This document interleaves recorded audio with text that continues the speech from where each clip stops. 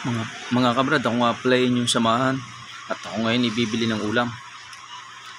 Ayun at naglalakad na ako pataas at maghanap na ng ulam. Medyo kagigising ko lang, kaya ako yun yung unang pagpapasensyahan.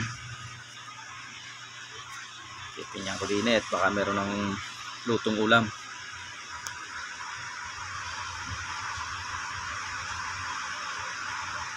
Meron pa yan lutong ulam din eh.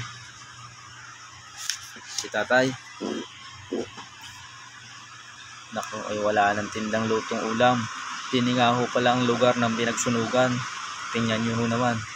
Sobrang daming tao ang naapektuhan ng sunog na yan. Baka may mabubuting puso ang nais tumulong dyan. Baka naman siya ngayon ho aray nangangailangan. Baka ho ating matutulungan mga kakandidato dyan. Ngayon ho namin kayo masusubukan sa mga garning pinangyarihan.